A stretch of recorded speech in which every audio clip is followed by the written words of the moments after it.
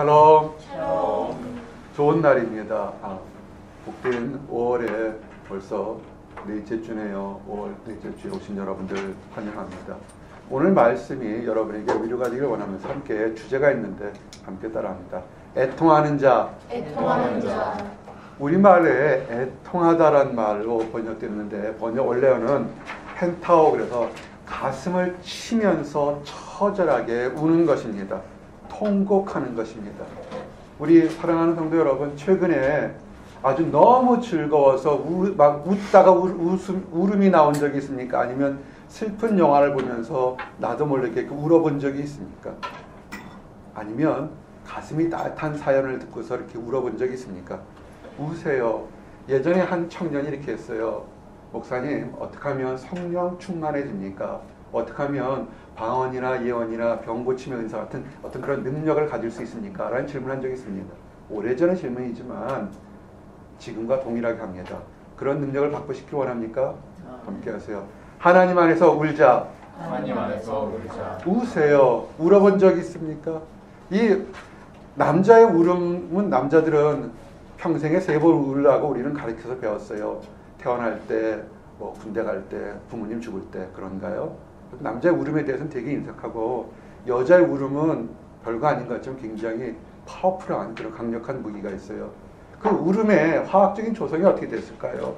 특별할까요? 우리가 흘리는 땀이나 다를까요? 그 눈물은요, 하루에 1리터에서 2ml 정도 조금 소액 나온다고 그랬는데요. 그리고 생후 3개월 이내의 신생아에게는 울어도 눈물이 나오지 않습니다. 그러니까 갓 태어난 아기는 소리만 컸지 눈물이 나오지 않는 거예요. 그리고 젊은 사람이 노인보다 눈물이 많대요. 그러니까 눈물이 많다는 것은 나는 젊어요, 그런 거예요. 우리 교회에서 눈물이 많은 자매가 있어요.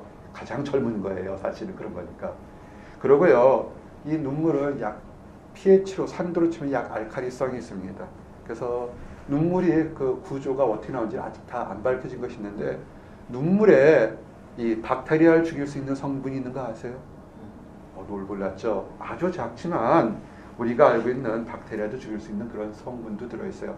아직까지 다 모르는데, 근데 하여튼 여러분들께서 하나님 안에서 사랑 앞에서 눈물을 흘린다는 것이 이것이 창피한 것만은 아니라는 겁니다. 그래서 오늘 주제는 애통하는 자는 복이 있나니 그들이 위로를 받을 것이며 라는 산상수훈의 두 번째 축복을 여러분에게 얘기를 합니다. 누구를 위해서 울까요? 내 자신을 위해서, 남을 위해서, 조국을 위해서, 교회를 위해서.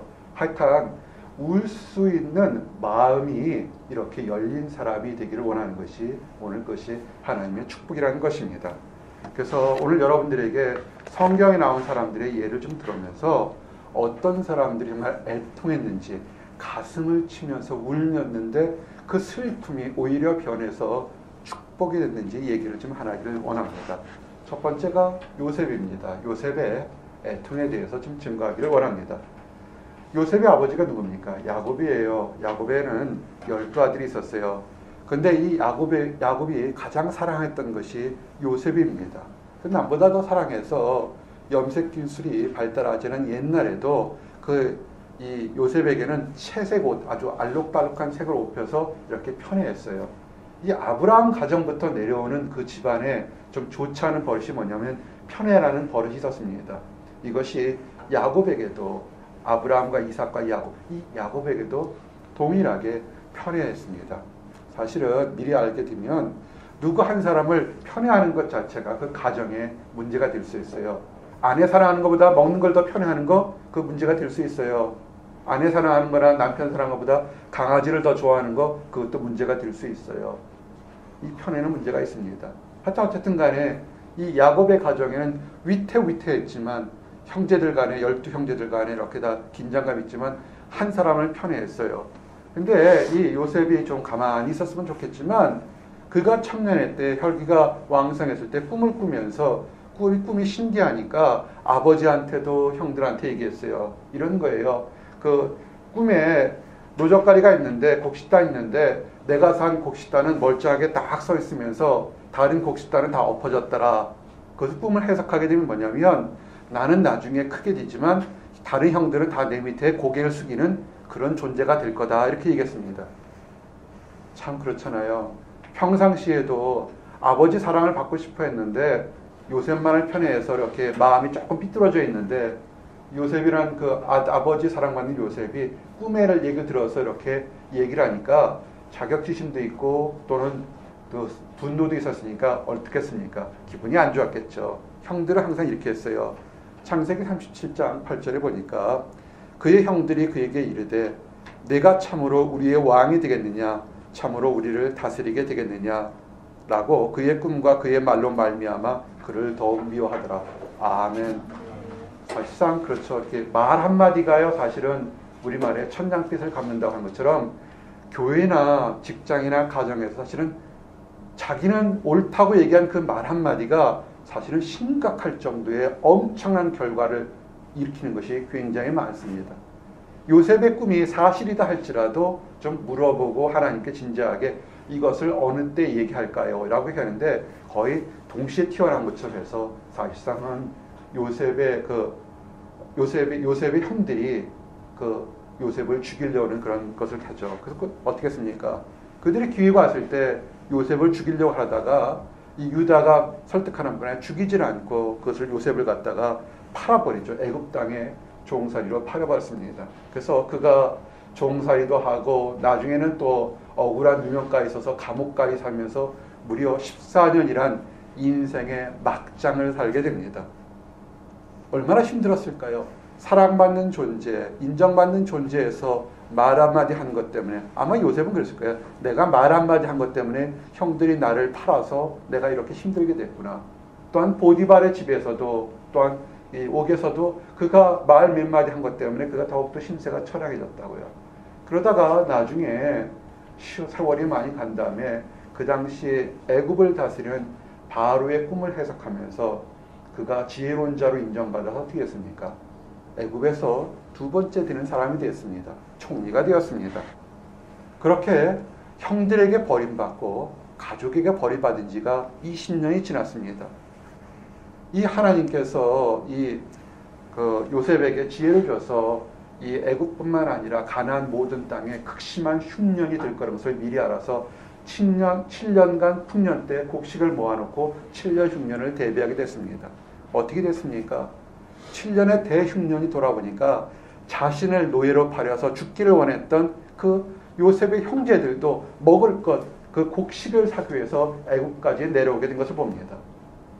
누가 봤습니까? 이제는 총리가 돼서 모든 것을 곡식을 팔고 살고 죽일 수 있는 최대 권한을 가진 요셉 앞에 왔던 것입니다. 여러분들 저를 보세요. 지금 이제 20대 후반, 30대 초반의 인생을 사는 여러분들에게서 힘든 적 없었습니까? 이성 문제 때문에 혹시라도 배신당하거나 배신한 적 없습니까? 아니면 직장 생활하면서 힘든 적 없습니까? 또는 가족 간에 다툰 적 없습니까? 우리말에 원수는 은나무 다리에서 만난다 할 때 그렇게 정말 나를 힘들게 했던, 나는 정말 잘못한 것이 없는데 힘들게 했던 사람을, 그 사람을 딱 앞에 봤을 때 여러분들은 어떻게 하십니까? 바로 오늘 그 질문이 그런 겁니다.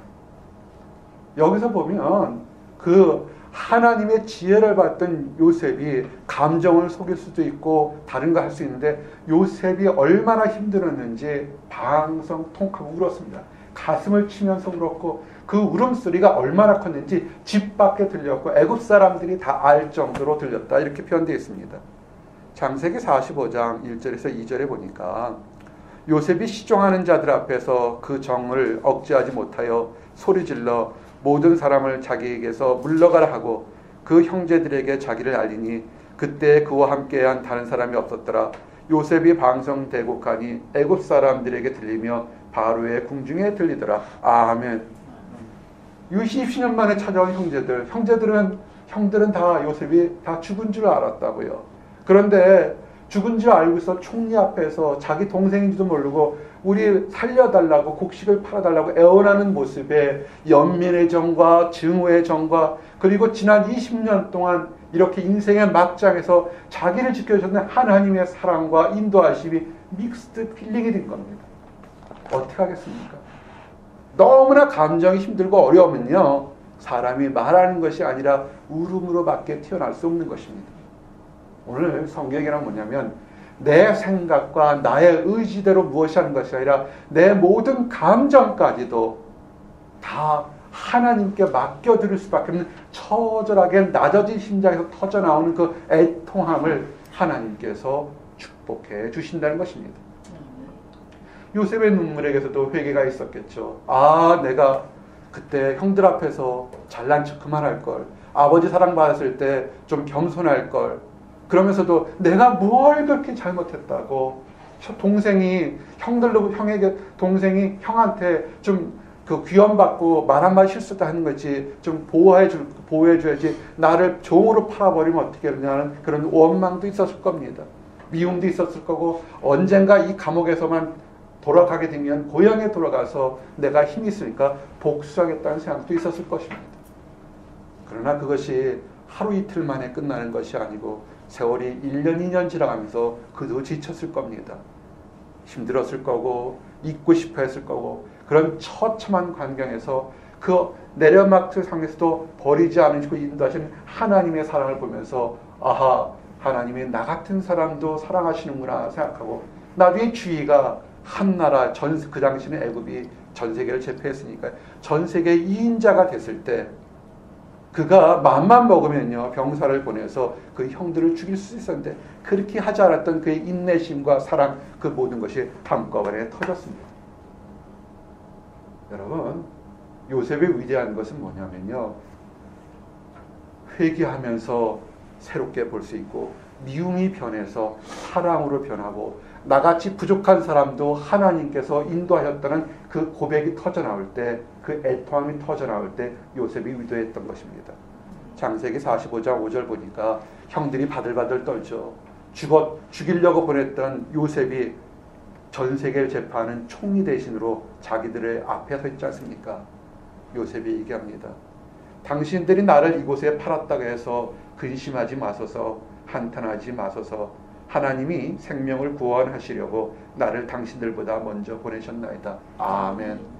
이 이스라엘 백성들 그 요셉이 그 야곱의 가족 70명의 식구들을 먼저 살리기 위해서 나를 먼저 보냈다는 겁니다. 저를 좀 보세요. 여러분의 삶에서 짧고 기이한 삶에서 여러분을 정말 지긋지긋하게 힘들게 했던 사람이 있습니까? 오히려 그것이 여러분들에게 축복이 될 겁니다. 여러분이 이름 석자만 들어도 자다가도 벌떡 깰 정도로 힘들게 했던 그 원수 같은 사람이 그 원수 같은 사람들을 통해서 여러분이 하나님을 찾게 되고 여러분이 하나님 안에서 내 죄도 그 사람의 죄도 내가 감당할 수 없는 분노를 삭혀달라고 외쳤던 그 많은 시간이 오히려 하나님 안에서 축복이 된다는 것입니다. 만약에 요셉이 여기서 거짓으로 빈정대면서 이런 얘기를 했다면 그 형들이 어떻게 했을까요? 발발 떨었을 것입니다. 저를 좀 보세요. 중요한 거예요. 눈을 뜨세요. 살면서요 분노할 순간이 참 많습니다. 목회하면서도 얼마나 많은 신간들이 가슴이 썩어서 가끔은 그런 얘기예요. 나 죽으면 까마귀도 안 먹을 거야. 석탄 백탄 가슴 다 썩어서. 그런데요 그 모든 과정에서 하나님의 은혜가 뭔지 아십니까? 돌아보게 하는 겁니다.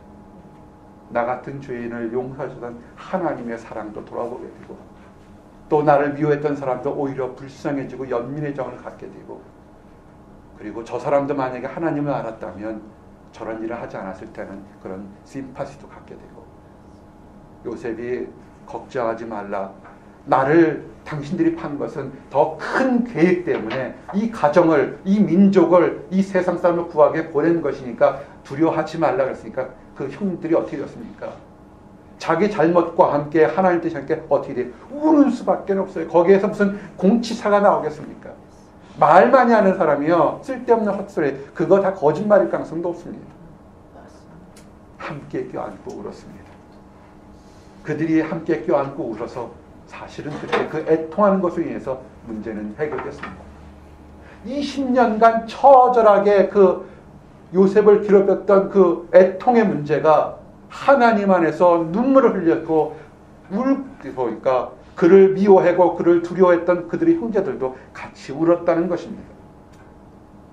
마음에 힘든 거 있습니까? 따라하세요. 내가 먼저 용서하자. 내가 먼저 용서하자. 용서하십시오. 용서할 수 없을 거예요. 크든 작든요. 손가락에 칼로 손가락 살짝 비든 큰 칼로 비든 한 번 비면 아파요. 마음에 요만큼 상처든 이만큼 상처든 상처를 찔렸으면 아픈 겁니다. 근데 그냥 아프다고 놔두면 굶어서 나는 피해자인데도 내가 상처받아 죽을 수밖에 없는 거예요. 치료해야 되는 거예요. 어떻게 치료해야 됩니까? 반창고 묻혀야 될 거 아니에요. 근데 상처가 크고 깊으면 반창고로 들 수가 없어요. 아파야 됩니다. 하나님, 나를 좀 불쌍히 해주십시오. 내가 오늘도 미움 때문에, 슬픔 때문에, 원망 때문에 잠을 이루지 못하는데 내 힘으로는 할 수 없사오니 하나님 도와달라고 애통하며 우셔야 된다는 겁니다. 그렇게 울었더니 문제가 해결됐다는 겁니다. 노예로 팔았던 것도, 서로 떨어져 있었던 것도 모든 것이 해결됐다는 것입니다. 여러분, 우리가 애통의 눈물이 있어야 됩니다. 우리 작은 우리의 조국 대한민국을 돌아보십시오. 그 아름다운 나라가 무슨 많은 것을 왜 이렇게 많이 쪼개져 있는지를 모르겠습니다. 들어보면 다 상처받았어요. 들어보면 다 아파요. 저 사람이 나를, 이 사람이 나를 다 여러 가지 몰라 아파하고 있습니다. 맞습니다. 여러분이 피해자가 될 수 있습니다. 그러나 그 문제를 해결하는 것은 피해자가 하나님 앞에 울부짖으면서 내 힘으로는 할 수 없사오니 도와달라고 할 때 기적 같은 역사가 일어나는 것을 믿으시기 바랍니다. 한 가정에 여인이 있습니다. 사랑받았어요. 그렇지만 자식이 없어서 남편이 엉뚱한 생각해서 두 번째 부인을 걷습니다. 두 번째 부인에게서는 자녀가 나왔어요. 아무리 사랑한다고 그러지만 사람이 자녀를 낳으니까 남편은 자꾸만 딴 곳으로 가요. 힘들었습니다. 누구도 마음을 위로해 주지 않았습니다. 자기 위로해 줄 수 있는 사람은 딱 하나님밖에 없습니다. 하나님 앞에 울부짖었던 한나의 애통을 기억하시기 바랍니다. 가정에서 문제가 있을 때요, 어디 가서 외칩니까? 하나님께 외치시기 바랍니다. 남편에게 막 퍼부어봤자 그거 남편도 할 수 없는 거고요. 또 남편이 아내에게 퍼부어봤자 아내도 할 수 없는 문제가 있습니다. 그럴 때 어떻게 하십니까? 하나님께 그 괴로운 것을 있는 그대로 기도하면서 통곡하십시오. 기도에 눈물이 있어야 돼요. 기뻐서 찬양하는 것도 있지만 정말로 있는 감정 그대로 통곡하면서 기도하는 것이 있어야 됩니다. 그러면서 울기만 하지 말고 하나님, 이 모든 환난을 지나가게 하신다면 내가 이제 눈물이 아니라 기쁜 찬양으로 하나님께 경배드릴 수 있는 그런 새로운 것을 축복을 달라고 이렇게 기도할 수 있는 지혜가 있어야 되는 것입니다. 사무엘상 1장 10절에서 11절 보니까 한나가 마음이 괴로워서 여호와께 기도하고 통곡하며 서원하여 이르되 만군의 여호와여, 만일 주의 여종의 고통을 돌보시고 나를 기억하사 주의 여종을 잊지 아니하시고 주의 여종에게 아들을 주시면 내가 그의 평생에 그를 여호와께 드리고 삭도를 그의 머리에 대지 아니하겠나이다. 아멘. 한나의 기도가 우리에게 있어야 되는 겁니다. 버림받고 인정받지 못했을 때 아들 낳아서 나도 보란듯이 한번 우리 가정에서 큰소리치고 나를 괴롭혔던 사람들을 핍박하겠다. 그런 보복의 원수 갚는 것이 아니라 하나님, 나의 아픔을 아시는 것, 내 마음 아시는 분 하나님이라는 것을 인정한 겁니다. 오늘 우리가 불렸던 찬양이 뭡니까? 내 이름 아십시오. 내 이름을 안다는 건 뭡니까? 나를 안다는 겁니다. 나의 지금 처절한 심정, 당황하는 심정을 알고 있는 게 누구라고요? 하나님이에요. 그러면서 복수하겠다는 생각하지 않았습니다. 내 이름을 안다는 것, 내가 믿음이 부족하니까 흔들리지만 나를 안다는 것을 보여주는 사인만 보내주시면 그것의 그 모든 축복을 평생을 자식까지도 하나님께 드리겠다고 했습니다. 하나님이 어떻게 하셨습니까? 귀한 아들 사무엘을 줬습니다. 한나는 믿음대로 약속대로 사무엘을 하나님께 드려서 이스라엘 다스리는 종교 지도자가 되었습니다. 그리고요, 그 아들을 다시 돌려게 드리면 외로워질까봐 하나님께서 기도하지 않은 또 다른 자녀들을 또 한나에게 주셨던 것을 기억하시기 바랍니다. 아멘. 가정에 문제가 있을 때요, 그거 힘들어하지 마시고 하나님께 눈물로 기도하시기 바랍니다. 아멘. 육신이 약한 사람이 있습니까? 아무리 현대의학이 발달해도 고칠 수 없는 질병들이 아직까지 계속 나오고 있습니다. 인간에게는 유한한 생명이라는 것이 있는 것입니다. 짧든 길든 우리가 행복하게 살아야 되는데 병들이 오게 되면 참 불편합니다. 히스기야라는 왕이 있었습니다. 아주 믿음이 좋았습니다. 그가 하나님 앞에서 믿음대로 올바르게 착한 일을 많이 했는데 그가 하나님 섬기는 선지자 이사야로부터 내가 죽게 될 거다라는 하나님의 메시지를 듣게 됩니다. 얼마나 당황스럽습니까? 이제 좀 잘 살아보려고 그러고 이제는 믿음대로 올바르게 살아보려고 그러는데 하나님이 얘기합니다. 수명이 얼마 남지 않았다. 정말 끔찍하고 당황스러운 일일 것입니다. 여러분 이럴 때 어떻게 하시겠습니까? 이제 내 수명이 얼마 남지 않았으니까 마음껏 먹고 즐기고 살다가 그냥 내 쾌락을 누리다 죽겠다 이렇게 하시겠습니까? 아니면 이제 얼마 남지 않았으니까 나를 괴롭혔던 원수들을 죽기 전에 다 복수하겠다고 생각하시겠습니까? 히스기야는 그런 쓸데없는 곳에 눈을 돌리지 않았습니다. 히스기야는 벽을 바라보고 세상을 바라보지 않았습니다.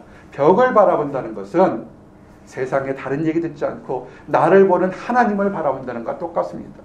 그리고 하나님께 기도합니다. 하나님, 이 종을 살려주십시오. 병을 고쳐주십시오. 아직 하나님 안에서 할 일이 있을 것 같습니다. 기도했습니다. 그것이 열왕기하 20장 3절에서 2절에 3절 표현되어 있습니다.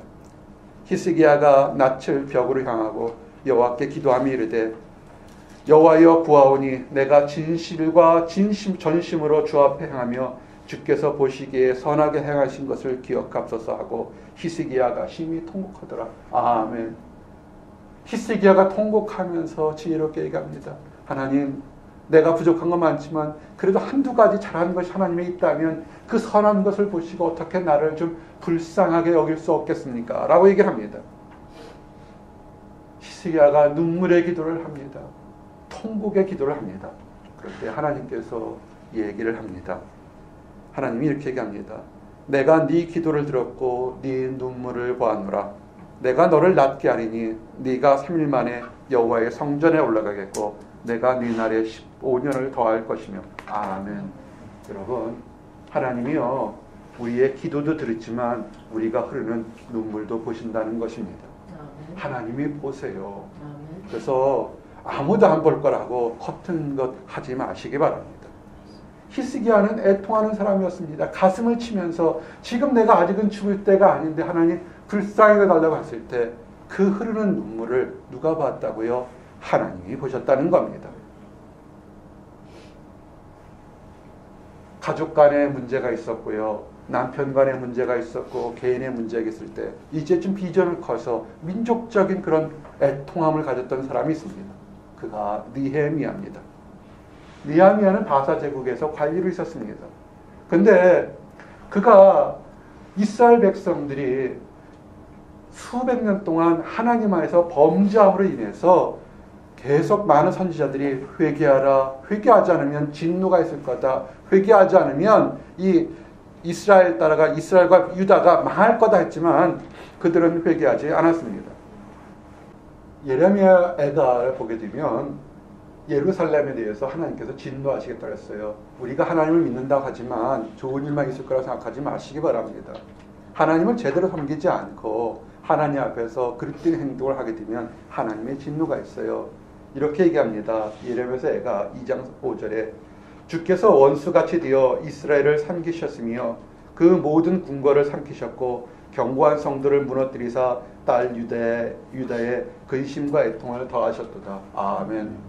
하나님 안에서 올바르게 하지 않으면요 우리를 도와주신 하나님이 우리의 원수가 될 수가 있다는 것을 그걸 아셔야 됩니다. 두려워하셔야 돼요. 깨어 있어야 되는 것입니다.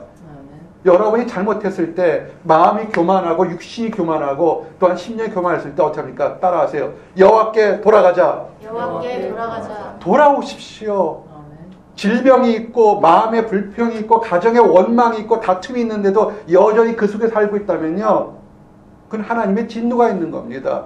돌아오십시오. 여호와께로 돌아오시기 바랍니다. 요엘서 2장 12절에 뭐라 했습니까? 여호와의 말씀에 너희는 이제라도 금식하고 울며 애통하고 마음을 다하여 내게로 돌아오라 하셨나니 돌아오십시오. 하나님은 사랑을 주시고 위로를 주시지만 또 잘못하는 것에 대해서 진노하십니다. 하지만 한 번 금방 하는 것이 아니라 여러 번 돌아오라 돌아오라 돌아오라 하지 않는데도 돌아오지 않게 되면 하나님의 진노가 있는 것입니다. 그래서 이스라엘 백성이 어떻습니까? 바벨론 제국에 페르시아에 있는 바사 제국에 다 망해서 쫄딱 망했습니다. 나라가 사라졌습니다. 수없이 많은 사람들이 포로로 잡혀갔습니다. 절망합니다.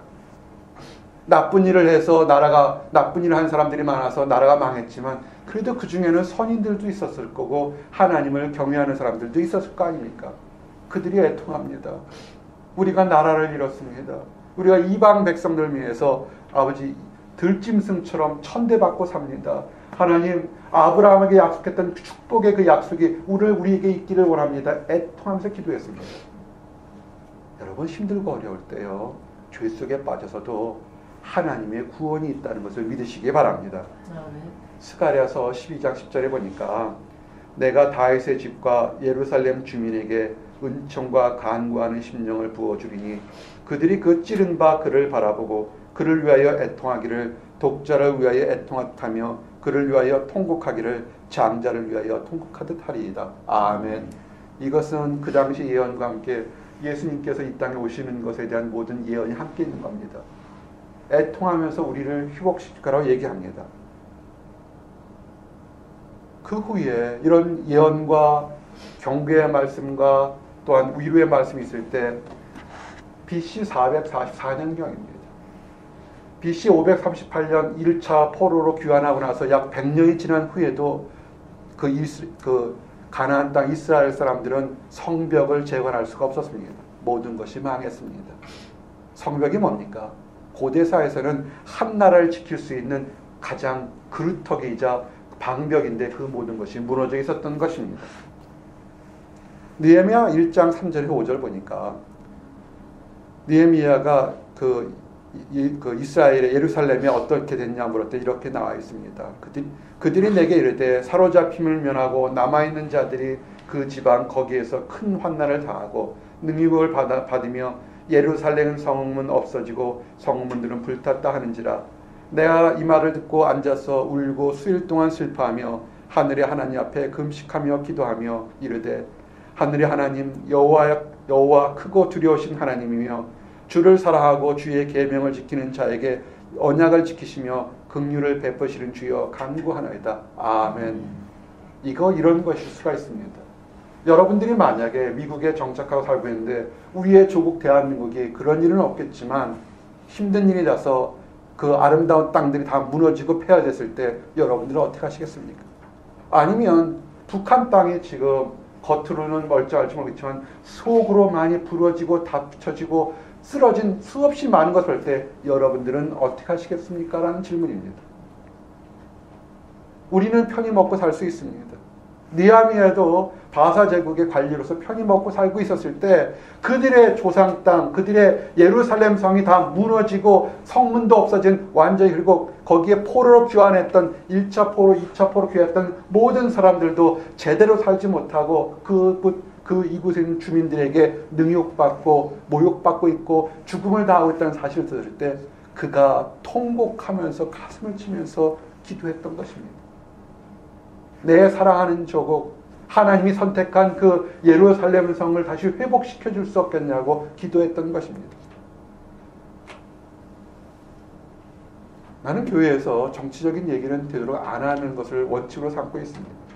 그렇지만 어쨌든 간에 우리가 미국 시민이라 할지라도 대한민국의 국적을 가졌던 경험이 있고 대한민국의 고향이 있고 사랑하는 사람이기 때문에 늘 관심이 들 수밖에 없는 것입니다. 어떻게 하시겠습니까? 기도하십시오. 금식하면서 기도하십시오. 애통하면서 기도하십시오. 느헤미야가 그 눈물의 기도가 거의 100여 년이 지난 동안 예루살렘에 성벽도 없고 성문도 없던 그 예루살렘 성을 기도와 눈물로 애통할 때 하나님이 도우셔서 52일 만에 예루살렘 성이 중건되는 기적이 일어났다는 것입니다. 우리의 조국 대한민국이 이 모양 저 모양으로 다 찢어지고 갈라졌을 때 서로 미워하고 다투는 것에서 아이고 어떻게 그러지 말고 우리가 땅을 치면서 금식하면서 하나님이여 저 땅을 돌아봐 달라고 기도하게 되면 우리의 조국 대한민국이 변화될 줄 믿습니다. 또한 이 땅 미국에서도 수없이 인종 간의 문제, 빈부 간의 문제, 수없이 많은 문제가 있을 때 그것을 지적하기 전에 금식하면서 주여 이 땅을 변화시켜달라고 기도할 때 하나님의 역사가 있을 줄 믿습니다. 우리 예수님의 제자들이 있습니다. 예수님께서 예수님의 제자들과 많은 다른 사람들에게 오늘 말씀한 것이 그 말입니다. 애통하는 자는 복이 있나니 그들이 위로를 받을 것이며 아멘. 슬퍼서 힘들어서 나의 연약함이 있을 때 울부짖는 자에게 하나님이 축복을 하신다는 것입니다. 그러면서 예수님께서 하신 말씀이 있습니다. 예수님이 이 땅에 너무 많은 것을 가지려고 노력하는 사람들, 힘들고 연약한 사람 무시하면서 나만 살겠다고 하는 사람들에게 그들에게 화가 있을 거라는 엄한 얘기도 했던 것을 기억하시길 바랍니다. 누가복음 6장 24절 25절 그러나 화 있을진저 너희 부유한 자여 너희는 너희의 위로를 이미 받았도다. 화 있을진저 너희 지금 배부른 자여 너희는 주리로다. 화 있을진저 너희 지금 웃는 자여 너희가 애통하며 울리로다. 아멘.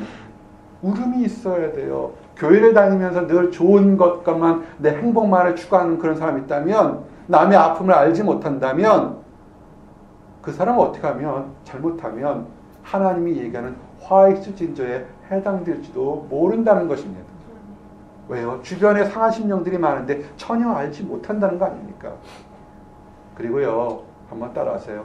세상을 버타지 말자. 세상을 버타지 말자. 세상을 버타지 마세요. 세상의 유행 따라가지 마시고요. 우리가 조금 바보스럽고 인정받지 못한다라도 세상 버타지 말고 하나님 말씀대로 나가는 것이 그것이 애통하는 자의 심령입니다. 우리 청년들이나 일부 성도들 얘기하면 미국에 유학 갔으면서도 한국에 있는 드라마 이름이 쭉 나와요. 난 한국 드라마를 지난 15년 동안 본 적도 없어요. 알지도 못해요. 탤런트 이름 얘기하지 마세요. 누군지 몰라요. 그런데 떨어져 있는 한국과 세상 것에 대해서 그렇게 많이 알면서 우리가 세상에 대한 하나님 안에서 어떻게 살아가는 게 되는 둔한 사람들 많습니다. 야고보서 4장 8절에서 10절 보니까 하나님을 가까이 하라. 그리하면 너희를 가까이 하시리라. 죄인들아 손을 깨끗이 하라. 두 마음을 품은 자들아 마음을 성결하게 하라. 슬퍼하며 애통하며 울지어다. 너희의 웃음을 애통으로 너희 즐거움을 근심으로 바꿀지어다. 주 앞에서 낮추라. 그리하면 주께서 너희를 높이시리라. 아멘. 우리가 다른 사람을 위해서 연약한 사람을 위해서 울 수 있는 그런 것들이 있어야 됩니다. 이것은요 잘못한 사람만이 아닌 것이라 믿음이 좋은 사람들에게도 이런 애통함이 있습니다. 하나님에게 올받았던 사도 바울 어떻습니까? 사도 바울이 하나님 말씀을 전하며 이방의 사도가 했지만 그가 남들은 모르지만 자기 자신을 돌아볼 때 하나님 앞에서 부족한 것을 늘 깨달을 수밖에 없는 것입니다. 마음속에 있는 것과 겉에 드러나는 것이 불일치하다는 것이 있었기 때문에 하나님 눈의 관점에서 그가 힘들어하고 회개합니다. 그가 이렇게 얘기합니다. 오라 나는 곤고한 사람이라 이 사망의 몸에서 누가 나를 건져내랴. 아멘. 여러분 사도 바울 같은 사람도 오라 나는 곤고한 존재라고 외치면서 이 사망의 늪에서 누가 나를 건져내랴. 하나님밖에 없다고 이렇게 애통한 것을 기억하시고 우리들이 이렇게 애통하는 마음이 있어야 합니다. 예수님을 3번이나 부인했던 베드로 어떻습니까? 그가 힘들고 어렵고 죄책했을 때 그가 통곡하면서 애통해야 합니다. 우리 주님 예수님께서 이미 네가 배신할 것을 얘기했지만 큰 소리 치면서 교만한 마음으로 나는 할 수 있어 그렇지만 그가 3번이나 부인했던 걸 보면서 나는 부족한 존재여 나는 아무것도 할 수 없는 존재라는 사실을 하나님 앞에서 고백했습니다. 마태복음 26장 75절 보니까 이에 베드로가 예수의 말씀에 닭 울기 전에 내가 3번 나를 부인하려 하심이 생각나서 밖에 나가서 심히 통곡하니라. 아멘. 이 통곡이 어떻게 됐습니까? 베드로를 변화시켰습니다. 눈물의 통곡이 그가 12제자의 수제자가 되며 예수님의 일을 하는 그런 사람이 되었습니다. 지금 삶 속에서 능력이 없습니까? 내가 언제 하나님 말씀을 들으면서 눈물을 흘려본 적이 정말 기억이 나지 않습니까? 우리 안에 너무나 더러운 것이 가득 끼어있기 때문에 눈물을 흘릴 수 있는 마음이 없는 것입니다.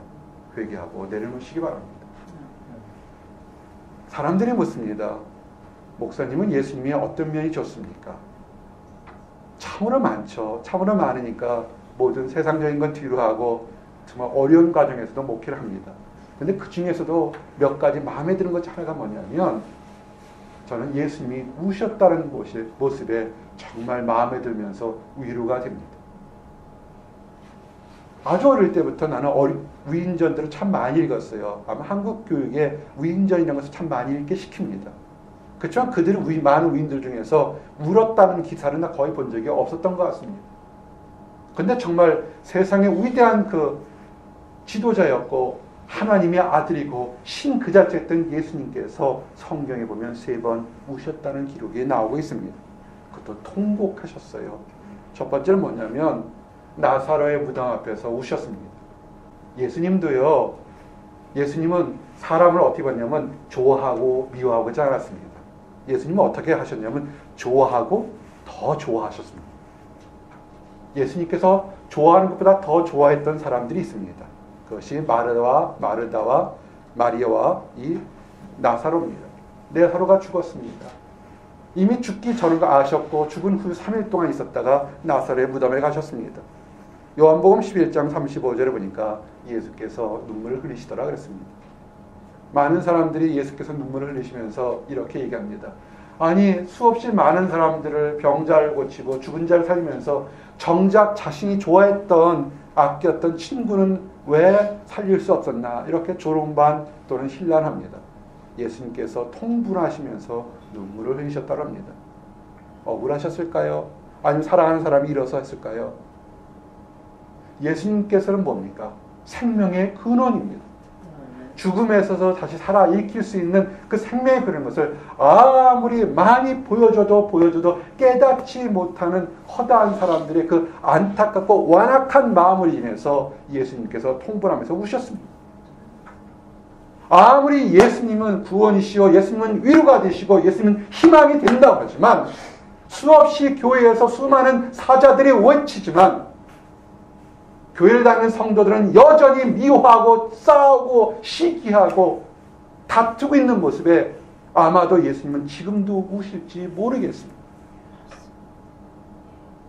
생명의 근원이고 새롭게 만들 수 있는 예수님이 계시다면서 여전히 옛 모습에 있는 수없이 많은 믿는다고 하는 사람들을 통해서 어쩌면 예수님 지금도 우실지 모르겠습니다.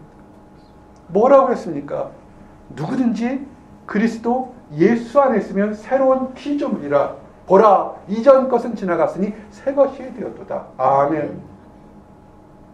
새 것이 되었도다 하면서도 여전히 옛 이야기하고 상처받은 얘기하고 미움을 얘기하는 수없이 많은 사람들의 모습에 예수님은 어쩌면 지금도 우시고 계실지 모릅니다. 내가 얼마나 십자가를 져야 되며 내가 얼마나 십자가를 또 져야 너희들이 그것을 믿겠냐는 예수님의 눈물이 있을지도 모르겠습니다. 예수님이 우셨습니다. 예루살렘 성전과 성벽을 보시고 우셨습니다. 누가복음 19장 42절을 보니까 가까이 오사 성을 보시고 우시며 가라사대 너도 오늘날 평화에 관한 일을 알았다면 좋을 뻔이었거늘 지금 내 눈에 숨겨두다. 아멘. 예수님이 예루살렘 성을 보셨던 그 성벽은 지금 남아있지 않습니다. 예수님의 예언처럼 돌 위에 돌 하나 남지 않고 다 무너지고 일부의 성벽만 통곡병만 요만큼 남아 있습니다. 성지순례 가서 볼 수 있는 그 벽만 요만큼 남아 있습니다. 예수님께서 왜 우셨을까요? 하나님을 믿는다고 하면서도 이 세상에 멸망과 심판이 있지 알지 못하고 여전히 미워하고 여전히 자기들만을 위하는 그 사람들을 위해서 우셨던 것입니다. 여러분, 우리 울어야 됩니다. 우리만 잘 먹고 잘 살겠다는 것이 아니라 지금 세상을 보십시오. 수없이 전쟁과 기근과 지진과 오염들이 있으면서 어쩌면 오늘 오실지 내일 오실지 모르는 그 세상의 종말 앞에 우리는 우리만을 생각하는, 멸망을 생각하지 않고 심판을 생각하는 것을 봤을 때 우리는 울어야 됩니다. 하나님을 알지 못해서 지금 당장 내일 죽을지도 모르는 그런 상황에서 여전히 그릇된 길을 달려가는 수많은 사람들을 위해서 우리가 울어야 되는 것입니다. 우리의 조국을 위해서, 우리 믿지 않는 부모들을 위해서, 형제 자매를 위해서 울어야 되는 것입니다. 그리고 예수님께서 우셨던 마지막에 하나가 겟세마네 기도일 겁니다. 히브리서 5장 7절에 보니까 그는 육체에 계실 때에 자기를 죽음에서 능히 부활하실 이에게 심한 통곡과 눈물로 간구와 소원을 울렸고 그의 경건하심으로 말미암아 들으심을 얻었느니라. 아멘. 이렇게 하나님의 은혜를 알지 못하는 그 당시 사람들과 지금 사람들과 앞으로 다음 사람들도 여전할 겁니다. 그 모든 사람들을 위해서 죄의 용서함을 위해서 십자가를 지겠다는 그 통곡의 기도가 있을 때 하나님이 들으셨던 것입니다. 영혼들을 위해서 애통해서 울었던 눈물을 하나님이 들으셨던 것을 기억하시기 바랍니다. 여러분, 우리 우셔야 돼요. 우리가 다른 사람의 영혼을 사랑하는 마음이 있게 되면 그 영혼의 안타까움에 이들을 놔두면 갈 곳이 빤한 그 멸망과 파멸 속에 하는 그 영혼이 안타까워서 눈물로 기도해야 됩니다. 세상 사람들이 조롱받을지 모르겠지만요, 눈물에 흘리며 기도할 때 하나님으로부터 인정받는 사실을 기억하시기 바랍니다. 시편 126편 5절 6절 뭐라고 했습니까? 눈물을 흘리며 씨를 뿌리는 자는 기쁨으로 거두리로다. 울며 씨를 뿌리러 나가는 자는 반드시 기쁨으로 그 곡식단을 가지고 돌아오리로다. 아멘. 우리가 영혼을 슬퍼서 나라를 위해서 우리 이웃을 위해서 눈물 흘릴 때 반드시 기쁨을 얻을 겁니다. 오늘 주신 말씀이 뭡니까? 애통하는 자는 복이 있나니 그들이 위로를 받을 것이며 그랬습니다. 이제 마지막 단어, 애통해서 가슴을 치면서 울었던 것이 우리가 뭐냐면 위로가 뭔지를 좀 증거하고 말씀을 마칠까 합니다. 위로라는 말은 파라 칼레오라는 뜻입니다. 이것은 뭐냐면 파라, 누구누구 곁으로 부르다는 뜻입니다. 위로가 투락투락 치고 잘했어 그런 것이 아니라 누구 곁으로 부르는 것이 위로입니다. 힘들고 어려울 때 남편 곁에 가면 좋죠. 그죠? 힘들고 어려울 때 어머니 가면 좋죠. 여기 와서 유학생활 시작할 때 누가 그리워요? 어머님이 그립지 않아요? 그것이 위로입니다. 내가 힘들고 어려울 때 나를 사랑해주고 위로할 수 있는 하나님과 같은 것이, 그것이 진정한 위로인 것입니다. 위로의 하나님에 대한 이해를 좀 하나 소개하기를 원합니다. 영국의 빅토리아 여왕이 스코틀랜드의 성 앤드류 대학 총장 블루와 가까이 지냈습니다. 1861년에 빅토리아 여왕의 부군 알버트 공이 별세함으로 엘리자베스 여왕이 혼자가 되었습니다. 같은 해에 친하게 지냈던 총장도 죽어서 그 부인 역시 혼자가 되었습니다. 세상에 친하고 세상에 많은 그 명의로웠던 사람이 다 죽어서 혼자가 된 겁니다. 그러다 어느 날 여왕이 예고 없이 이 과부된 튤립 부인을 방문했습니다. 튤립 부인이 자리에 앉아 있다가 벌떡 일어나니까 그 여왕이 이렇게 얘기했습니다. 일어나지 마십시오. 나는 오늘 여왕의 신분으로 당신을 찾아오는 것이 아니라 남편 잃은 여자가 남편 잃은 여자에게 찾아온 것입니다. 라는 얘기를 했습니다. 여러분, 바로 하나님이, 우리 주님 예수님이 그렇게 찾아온다는 것입니다. 내가 힘들고 어려울 때 여왕으로서 찾아오는 것이 아니라 그 상처받은 마음을 나도 알기에, 나도 상처받았기에 위로하기 위해서 그 모든 주의를 다 내려놓고 그 신분으로 같이 왔다는 것입니다. 예수님이 왜 이 땅에 하나님의 아들 사람의 모습으로 온 줄 아십니까? 우리의 연약한 것, 우리의 답답한 것을 다 이해하시기에 가장 높은 곳에서 가장 낮은 곳으로 이 땅에 오시면서 얘기합니다. 내가 너를 친구로 하겠다. 내가 너를 혼자 두지 않겠다. 이렇게 말씀하신 것입니다. 데살로니가후서 2장 16절 17절 말씀에 영원한 위로와 좋은 소망을 은혜로 주신 하나님 우리 아버지께서 너희 마음을 위로하시고 모든 선한 일과 말에 굳게 하시기를 원하노라. 아멘. 누구가 우리를 위로하시냐면 하나님이 우리의 마음을 위로해 주십니다. 이제 그래서 여러분 고난과 힘든 일 있을 때 여러분을 위로하시는 하나님을 오히려 찬송하시기 바랍니다. 고린도후서 1장 3절 말씀처럼 찬송하리로다 그는 우리 주 예수 그리스도의 하나님이여 자비의 아버지시여 모든 위로의 하나님이시며 아멘. 우리가 힘들고 어려울 때 우리를 위로하기 위해서 찾아오는 하나님이 계신다는 것을 믿으시기 바랍니다. 하나님이 우리를 찾아오시는데 우리가 사람 쪽에서 인간 쪽에서 해야 될 것이 하나 있습니다. 함께 따라하세요. 말씀을 지키자. 말씀을 지키자. 하나님의 말씀을 지키시면서 기다리시기 바랍니다. 데살로니가후서 2장 16절 17절 말씀처럼 우리 주 예수 그리스도와 우리의 사랑을 아시고 영원한 위로와 좋은 소망을 은혜로 주신 하나님 우리 아버지께서 너의 마음을 위로하시고 모든 선한 일과 말에 굳건하게 하시기를 원하노라. 아멘. 여러분 말씀을 지키시면서 기다리십시오. 언제까지요? 새 하늘과 새 땅이 이 땅에 올 때까지 기다리시기 바랍니다. 예수님께서 다시 이 땅에 오셔서 새 하늘과 새 땅을 우리 눈에 보거나 우리가 먼저 죽어서 천국에 갈 때까지 믿음 가지고 우리 곁에는 늘 혼자가 아니고 하나님 예수님 함께 있는 것을 믿고 나가시기 바랍니다. 세상 사람들이 우리를 조롱한다 할지라도 멸시한다 할지라도 결코 멸시하지 않고 우리의 눈물을 닦아주시는 예수님이 계신 것을 믿으시기 바랍니다. 요한계시록 21장 3절 4절 보니까 내가 들으니 보좌에서 큰 음성이 나서 이르되 보라 하나님의 장막이 사람들과 함께 있으며 하나님이 그들과 함께 계시리니 그들은 하나님의 백성이 되고 하나님은 친히 그들과 함께 계셔서 모든 눈물을 그 눈에서 닦아주시니 다시는 사망이 없고 애통하는 것이나 곡하는 것이나 아픈 것이 다시 있지 아니하리니 처음 것들이 다 지나갔습니다. 아멘. 우리가 가슴을 치면서 내 자신을 위해서 우리 가족을 위해서 교회를 위해서 국가를 위해서 기도해 주기를 원합니다. 그리고 멸망을 다가오면서 알지 못하는 안 믿는 사람들 배신하고 오히려 대드는 사람들까지도 불쌍히 여기고 눈물로 기도하기를 원합니다. 설사 이 땅에서 우리의 눈물의 기도가 아무리 효과가 없다 할지라도 우리를 기도를 들으셨고 우리의 눈물을 보셨던 하나님이 우리의 눈물을 닦아주실 것입니다. 그 새 하늘과 새 땅에서 우리는 칭찬받고 은혜롭게 살게 될 것입니다. 또한 우리 주변에 하나님을 알지 못하는 사람들도 우리가 누리는 기쁨을 누릴 수 있도록 이렇게 사랑을 베풀어 주시길 원합니다. 기도하시겠습니다. 하나님 감사합니다. 애통하는 자는 복이 있나니 그들이 위로를 받을 것임이라 말씀해 주심을 인하여 감사합니다.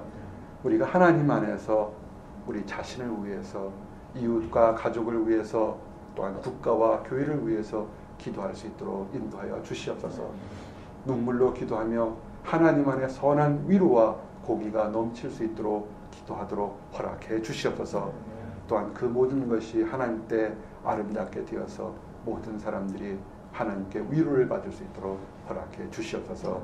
감사합니다. 예수 그리스도를 받들어 기도했습니다. 아멘.